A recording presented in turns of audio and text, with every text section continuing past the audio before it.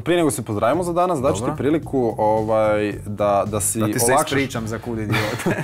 Da si olakšaš dušu, jer znamo da je internet jedno jako okrutno mjesto.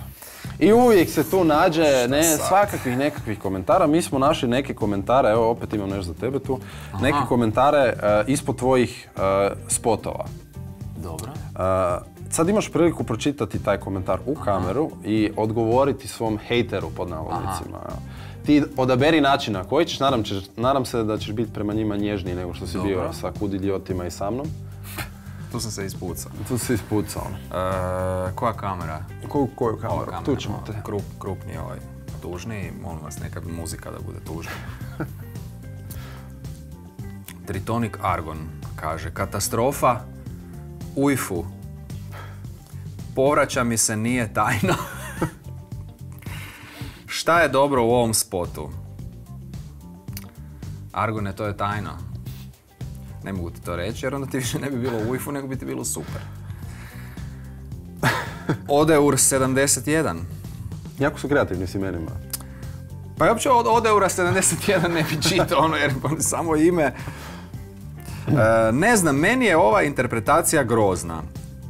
Zašto takvo prežvakavanje riječi, dahtanje i prenamaganje? Prvo uvod, hej, onda među nama, pa onda i ono nemamo, pa kad nemamo, mislim. Pegi, zašto smo stavili nemamo? Kako preko volje sa žvakačom u ustima mi je brr, a onda i naglasak na ukrao. Da, a vi što je fora, to ljudi... Ali to je pjesnička sloboda. To je pjesnička sloboda, ljudima je to fora, ukrao. Ništa, neću komentirati. Micekica, pjesma je genijalna i baš zato sam očekivala puno više od spota. Super, sad sam krenuo, sad će biti neki dobar komentar, puno više od spota očekivala Micekica. Ne, ona je možda kao, možeš ti još bolje, Saša. Gdje je ta žena? Pa gle, mi svi možemo još bolje, ali...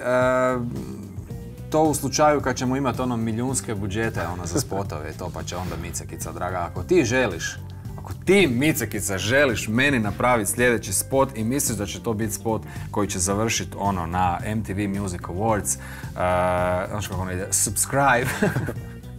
I evo, javi se Micekica, nije uopće pet. Prle 30, ti si bolji od Justina Biebera. Ma Prle! Ljubim te! To mi je... Evo, za kraj smo ti ostavili. To si mi ostavio, to ću si uzeti doma. Ti si bolji od Justina. Čak zapravo, ja mislim da nije nam pisao Justin. Prle 30, sad ne znam šta je 30. 30 ili je to godine? Godina. Možda je... 30... broj noge, kao. Pa po komentaru bi mogao čak biti broj noge. Broj noge, kao. Možda još raste. Bi mogao biti broj noge, jer čisto sumnjam da još jedna brojka mogla proći po to, ali Prle onda svaka čast.